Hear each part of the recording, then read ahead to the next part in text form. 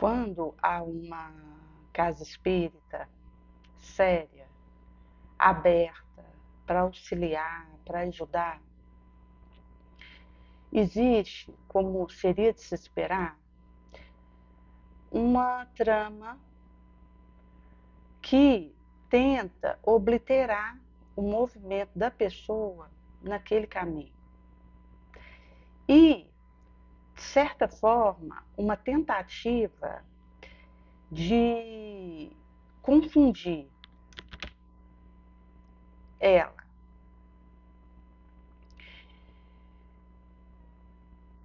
Tinha uma pessoa que ela estava sob uma influência obsessiva e foi a um centro espírita no momento de oração para receber um eflúvio do bem. E pela barreira vibratória que existe no centro espírita, que protege, o obsessor ficou do lado de fora. Ela entrou e pôde com tranquilidade participar do momento, sentiu alívio, recebeu uma injeção de energia legal que a acalmou, porque energia de escol, de bênção. E percebeu que aquilo que ela estava vivendo tinha saída, porque para ela havia um oblitero da situação que ela vivia. O marido estava recebendo uma ameaça de uma pessoa que estava no serviço dele e ficou sabendo que ele foi atrás de um detetive para resolver uma questão funesta de uma pessoa que havia sido presa injustamente e acabou se suicidando na prisão. E ele, desejoso de saber o que ocorria, foi atrás de uma informação de forma leviana e com isso acabou recebendo ameaça, estava recebendo carta e a esposa preocupada, mesmo porque quando esse tipo de situação ocorre, a família acaba virando alvo, porque alguém que ameace uma pessoa fica de olho em quem mora com aquela pessoa, o movimento que acontece naquela casa. Para ter alguma ação nefanda em relação a alguém que dê brecha ali e que seja próximo da pessoa alvejada.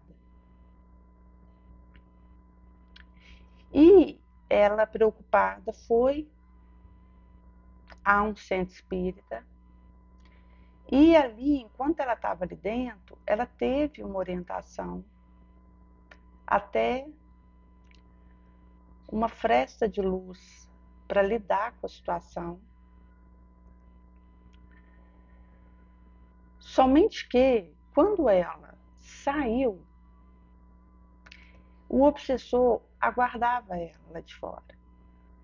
Isso significa que ela precisaria manter a vibração dela nobre, o pensamento elevado, para que aquela saída que ela vislumbrava pudesse frutificar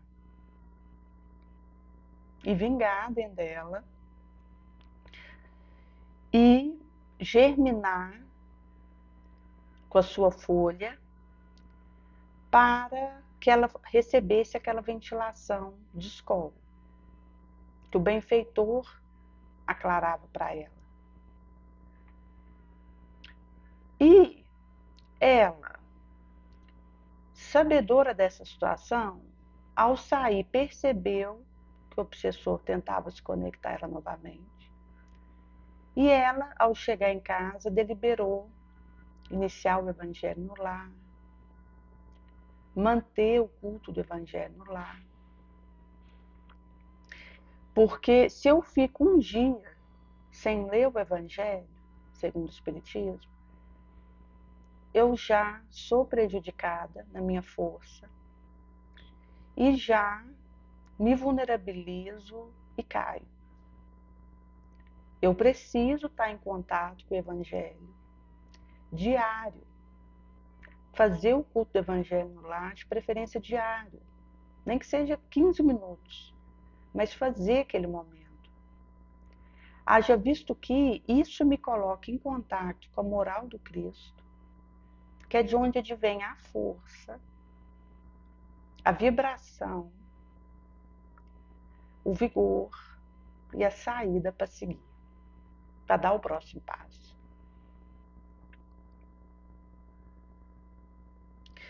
Tinha uma criança que o pai tinha chamado ela para levar ela no centro espírita, porque ela estava apresentando dificuldade de aprendizagem, estava chorosa, depressiva e inadaptada na escola, porque os pais precisaram mudar recente de cidade por problema que estava acontecendo. E essa menina, criança pequena, estava com dificuldade na escolinha que ela havia sido colocada de pouco e enfrentando uma luta nesse sentido. E a mãe católica, o pai foi orientado a levar ela no centro espírita. E lá ela teve contato com a evangelização infantil, ficou junto com outras crianças, ouviu falar de Jesus. E aquilo retemperou o espírito dela, levantou o astral dela, ela se sentiu mais animada, mais feliz, reventilada para continuar. Quando ela chega em casa com um desenho que ela havia feito lá, da evangelização infantil, a mãe fica sabendo que o pai tinha levado ela do centro espírita e começa a gritar, falando que não aceitaria aquilo, que o espiritismo era coisa de diabo, que ele estava sendo ultrapassado, que era um dolo aquilo que estava acontecendo, que a filha tinha sido contaminada e que não admitiria ela ser levada lá de novo. E a filha perto dela e ela falando essas coisas. A menina começa a chorar, desequilibra.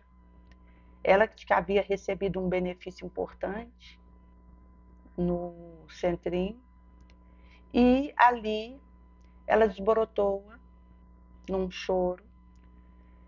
O pai leva a menina para o quarto para tirar ela daquela cena deprimente, porque a mãe desequilibrou, estava em uivo, dizendo que a filha estava endemoniada, o marido também, e que levaria no dia seguinte, imediato, ela para o padre exorcizar a menina.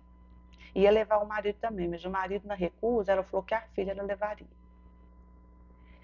Numa situação delicada, constrangedora, que mostra que a ida a um centro espírita retempera, fortalece, e por isso é carregada de uma luta, que é própria disso. Se for considerar na atualidade, o contato com o espiritismo geralmente é pela dor, pela própria luta que envolve mesmo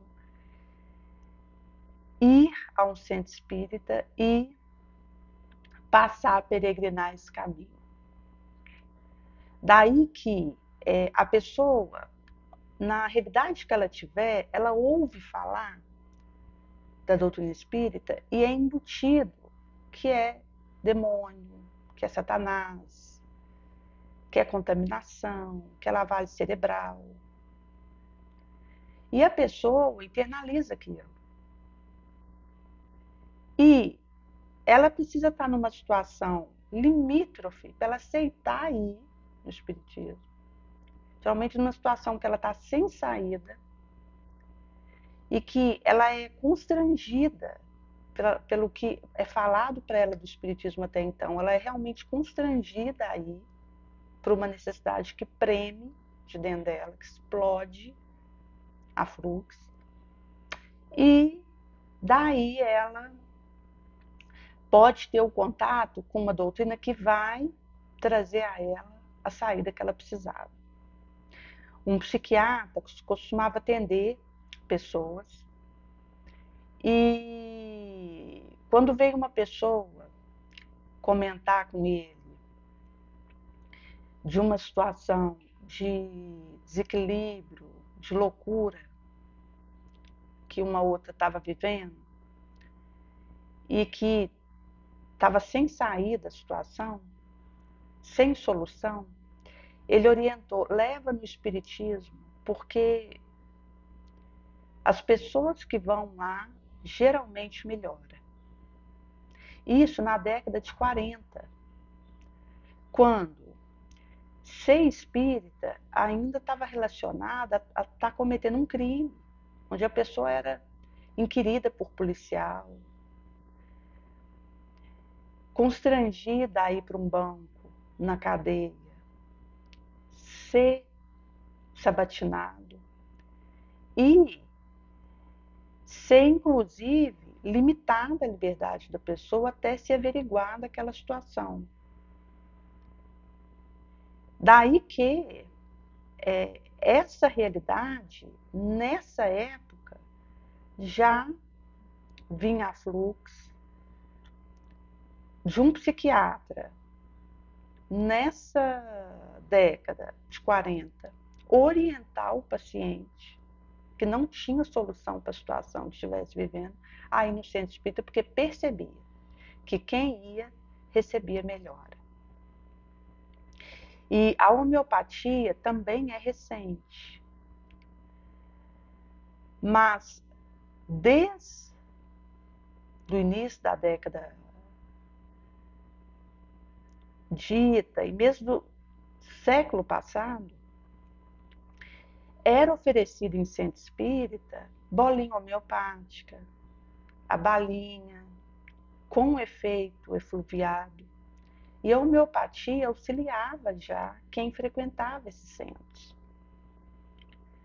Porque para uma pessoa que seja de uma outra denominação religiosa, até mesmo a homeopatia, ela pode ter uma dificuldade para aceitar, que é um tratamento energético, atua a nível de energia e benéfico, feliz.